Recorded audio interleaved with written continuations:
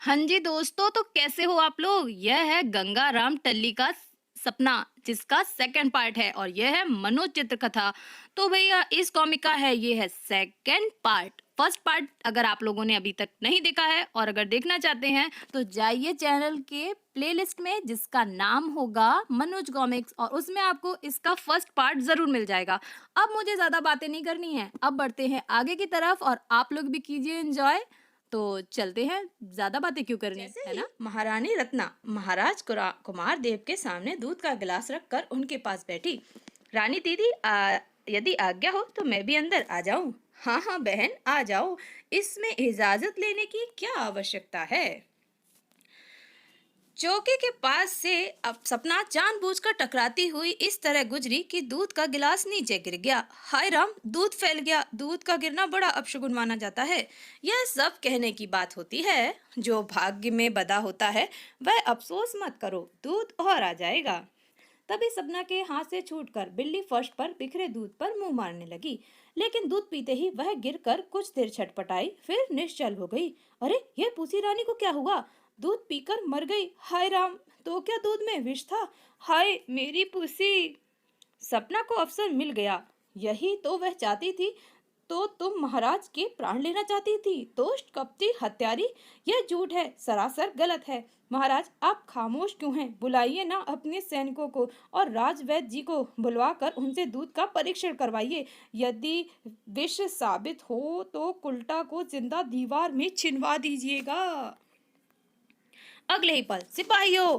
तुरंत कुछ सैनिक वहां उपस्थित हो गए। इस दुष्टा को कैद खाने में डाल दो और राजवैद्य से कहो कि वह इस दूध की जांच करे। महाराज, मैं उस दासी को लाती हूँ जो इसे इसकी चहेती है। हो सकता है उसे सारी सच्चाई मालूम हो।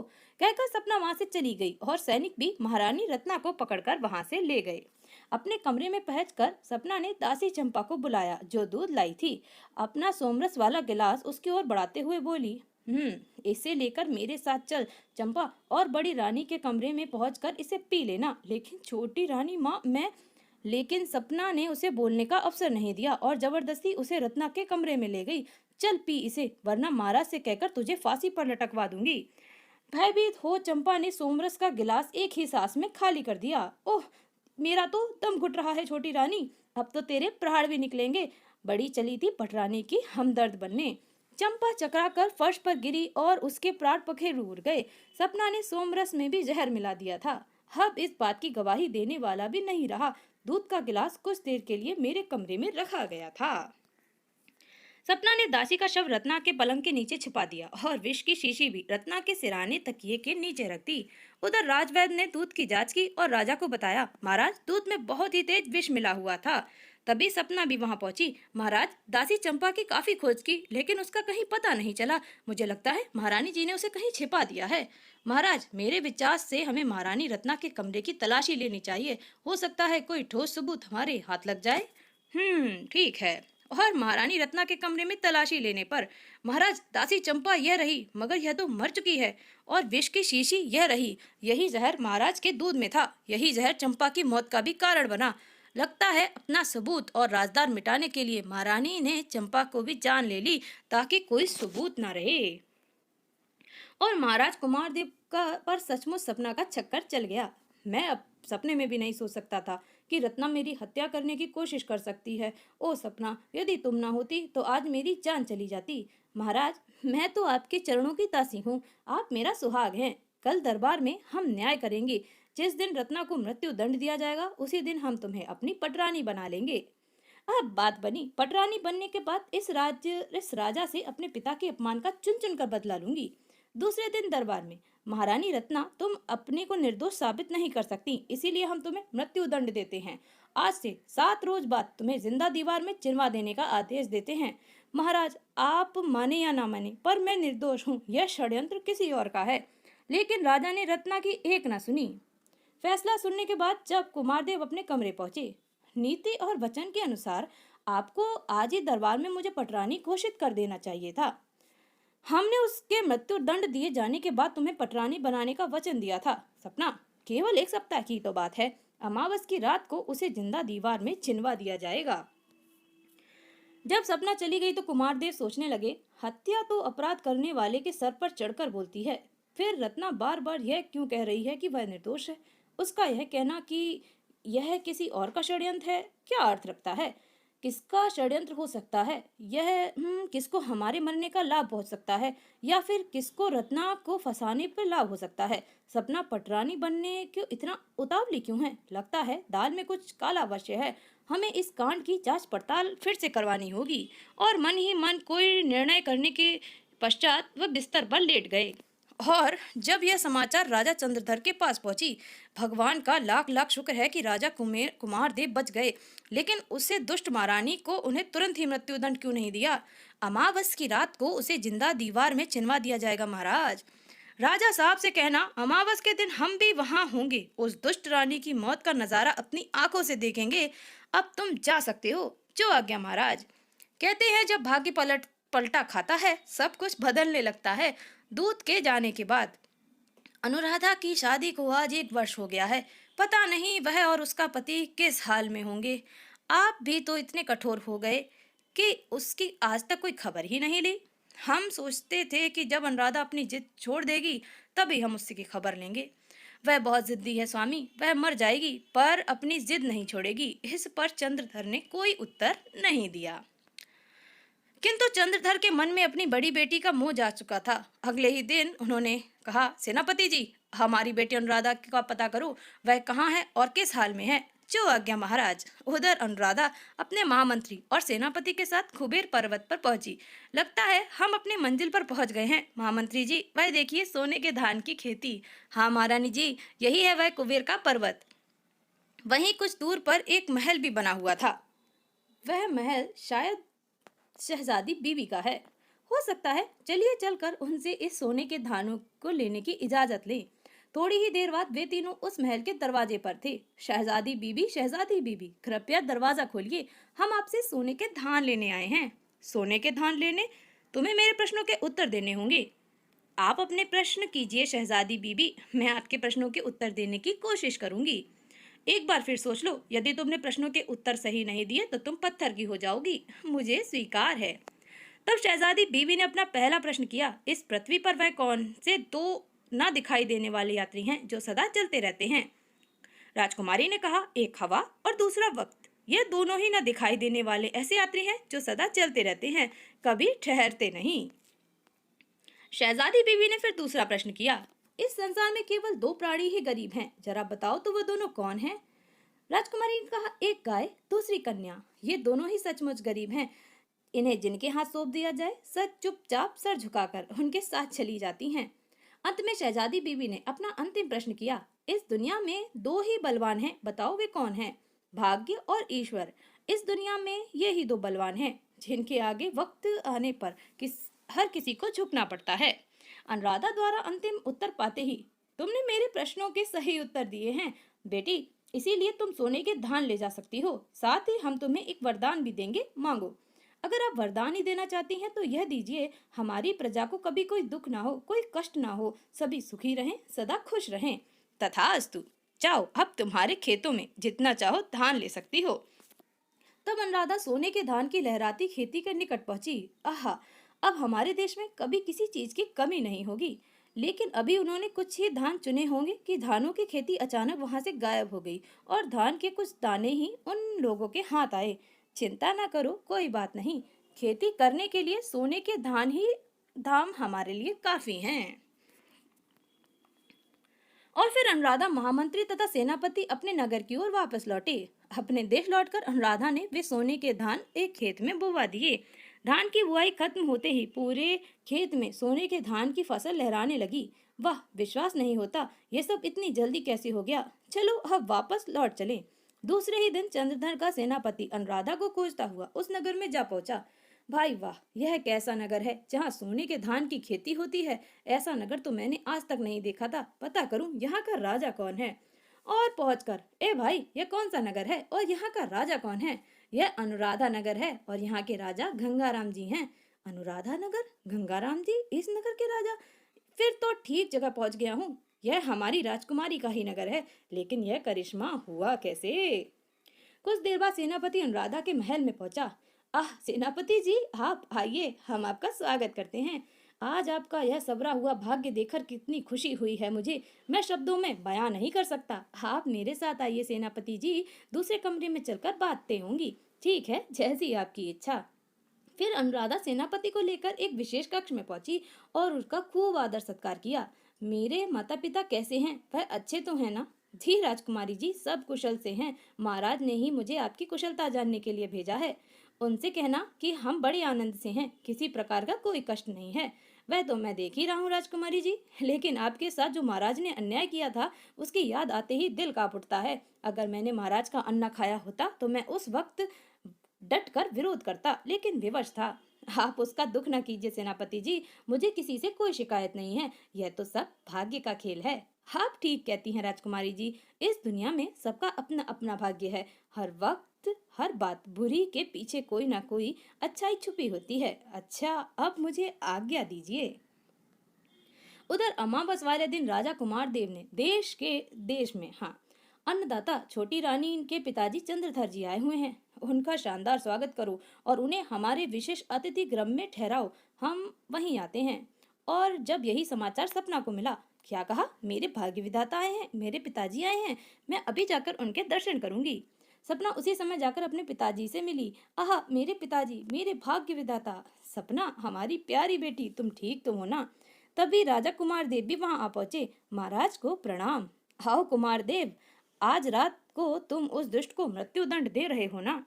हाँ ससुर जी, अभी तक तो यही निश्चय हुआ है, आगे ईश्वर की इच्छा। उसके भाग्य में क्या लिखा है कौन जाने।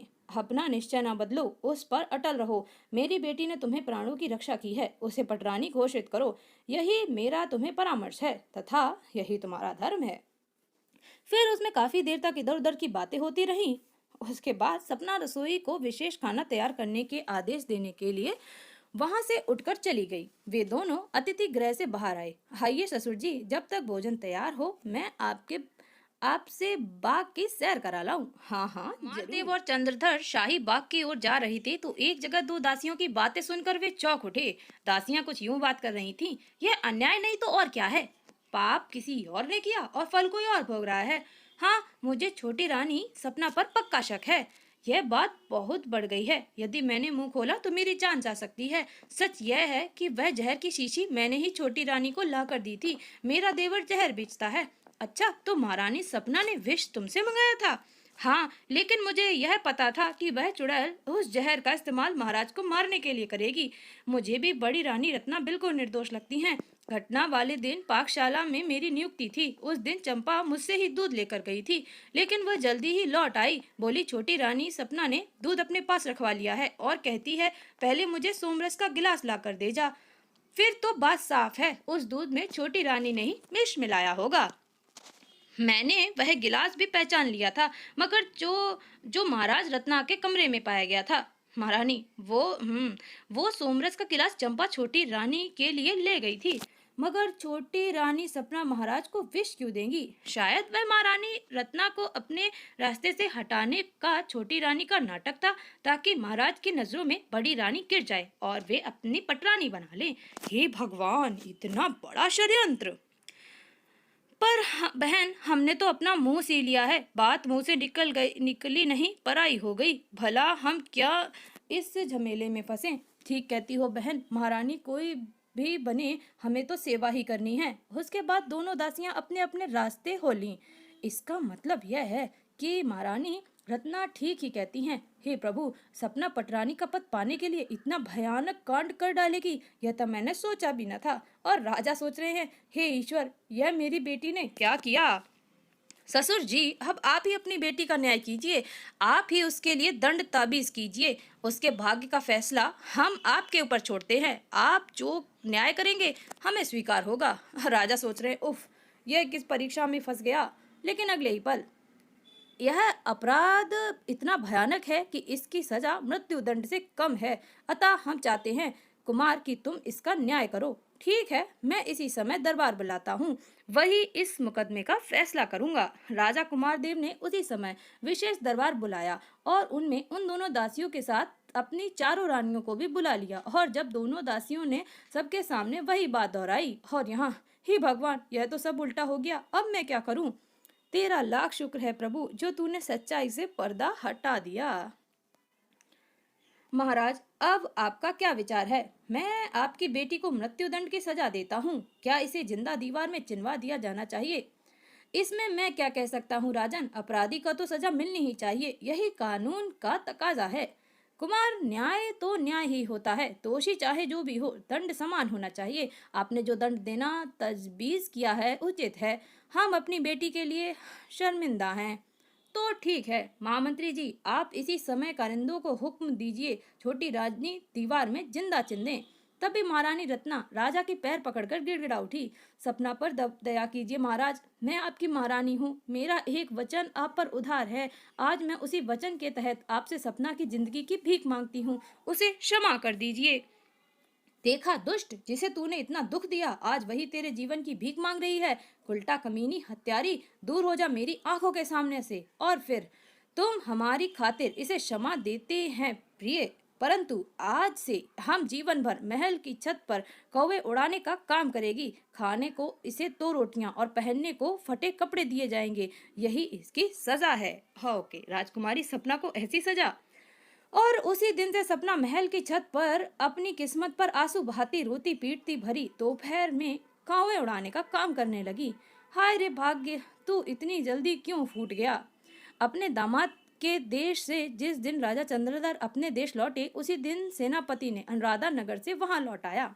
महाराज की जय हो। ओ सेनापति जी, कहिए, हमारी बेटी अनुराधा का कोई समाचार मिला? हमें जल्दी बताओ, हम उसके लिए कोई शुभ समाचार सुनने को व्याकुल हैं। तब सेनापति ने अनुराधा के विषय में राजा को सब कुछ बता दिया और बोला, अन्नदाता, आज विश्वास हो गया, भाग्य बड़ी चीज है। मनुष्य तो भाग्य के हाथ का एक खिलौना है। ओह सच, हमारी बेटी एक ऐसे राज्य की स्वामिनी है जिसकी कल्पना भी नहीं की जा सकती। हाँ महाराज, वह नगर वास्तव में कल्पना लोक का ही है। सुंदर महल, अमृत सा बहता पानी, सोने के धानों की खेती, वाह क्या नहीं है उस देश में। तुमने कुछ सुना महारानी? सच, अब हमें विश्वास हो गया। अनुराधा ठीक कहती थी, भाग्य को लिखने वाला वह ईश्वर है, हम कुछ नहीं। उसने अपने भाग्य से ही सब कुछ पाया है। काश यह सब हमने पहले जाना होता। हाँ, यह सब मैंने भी आज ही जाना है। मेरी सगी बेटी, जिसे आपने सब कुछ दिया, आज अपने पति के महल में कौवे उड़ा रही है। और सौतेली बेटी, जिसे अपने कुछ नहीं दिया, वह अनोखे देश की महारानी है। राजा चंद्रधर ने उसी समय राजकुमारी अनुराधा और उसके पति गंगाराम को बुलवाने के लिए महामंत्री को भेज दिया। जब महामंत्री अनुराधा नगर में पहुंचा तो ठगा सा देखता ही रह गया। वाह, कितना सुंदर नगर है, कितनी सजावट है यहाँ, लगता है कोई जश्न मनाया जा रहा है। हे भाई, आज इतनी सजावट क्यों है? अरे भाई, आपको नहीं मालूम, अपनी महारानी के राजकुमार हुआ है। लो तुम भी मुंह मीठा करो। महामंत्री जब राजमहल के अंदर पहुंचा, महामंत्री जी, आप बड़े शुभ समय पर आए हैं। आज हमारे यहाँ छोटे गंगाराम ने जन्म लिया है। धन्यवाद महाराज, बधाई हो। मैं तो आपका निमंत्रण देने आया हूँ। हमें उनका निमंत्रण स्वीकार है महामंत्री जी, हम पिताजी से मिलने अवश्य आएंगे। और जब महामंत्री अनुराधा के वहां आने की खुशी खबरी लेकर चंद्रधर के पास पहुंचा, आहा, हमारी बेटी और दामाद हमारे निवास के साथ इसी पूर्णमासी को हमसे मिलने आ रहे हैं। महामंत्री जी, सारे नगर में मुनादी करवा दीजिए कि हमारी बेटी दामाद व निवासी के आने की खुशी में पूर्णमासी के दिन हर घर में रोशनी की जाए, रास्तों पर हर जगह फूल बिछा दिए जाएं, जगह जगह द्वार सजा दिए जाएं। जो आज्ञा महाराज। और पूर्णमासी के दिन राजकुमारी अनुराधा की जय, महाराज गंगाराम की जय। राजमहल के अंदर पहुंचकर, बेटी, आज तुम जीत गई, हम हार गए। तुमने हमारी आंख खोल दी। हम अपने व्यवहार के लिए तुमसे क्षमा मांगते हैं। नहीं पिताजी, आप मेरे पिता हैं, क्षमा तो मुझे मांगनी चाहिए जो मैंने आपसे अशिष्टता की। अरे हाँ, हमारी छोटी बहन दिखलाई नहीं पड़ रही। वह तो अपने महल की छत पर बैठी कौवे उड़ा रही होगी। और तभी, अरे बाप रे, बचाओ, कौवों की फौज हमारी ओर आ रही है। शायद वो सपना के इशारे पर हमारे नन्हे राजकुमार की आंखें फोड़ने का इरादा रखते हैं। शीघ्र ही उन कौवों ने उन पर हमला कर दिया। ई बचाओ! और यह क्या? हाय, मरा! अरे कोई बचाओ! हैं? और चीखता हुआ गंगाराम चारपाई से नीचे आ गिरा। उफ! और उसकी आंख खुल गई। सुबह हो चुकी थी। हाँ, क्योंकि गंगाराम तो पेड़ से अटका सो ही रहा था। आए, मेरा वह राजमहल, मेरी रानी और राजकुमार और वे भयानक कौवे सब कहाँ गए? रात में तो सब मौजूद थे, सवेरा होते ही गायब हो गए। वाह क्या करिश्मा है मेरा टल का सब मेरी टल का। यानी मैं सारी रात सपना देखता रहा। तो भइयों, यह सपना था गंगाराम टल्ली का। काश अगर मेरी यह टल साकार हो जाए तो मैं आपको फिर कभी मुंह दिखाने के काबिल न रहता। खैर अब इजाजत दीजिए, अगली टल तक के लिए फिर मिलेंगे, टाटा। तो ये तो था भाई गंगाराम टल्ली का सपना, जो कि एक पूरी कथा कहानी के रूप में चलता रहा। लेकिन दोस्तों, आपको क्या लगता है कि हमारे भाग्य विधाता कौन है? वैसे तो बात सही है कि ईश्वर की मर्जी के आगे किसी की कहाँ चली है। वह चाहे तो राजा को रंक और रंक को राजा बना सकता है। तो दोस्तों, मिलती हूँ किसी दूसरी कॉमिक में। और आज की कॉमिक गंगाराम टल्ली का सपना पढ़ के मुझे तो मजा ही आ गया। तो चलिए मिलती हूँ फिर कभी किसी दूसरी कॉमिक में। तब तक के लिए टाटा बाय बाय।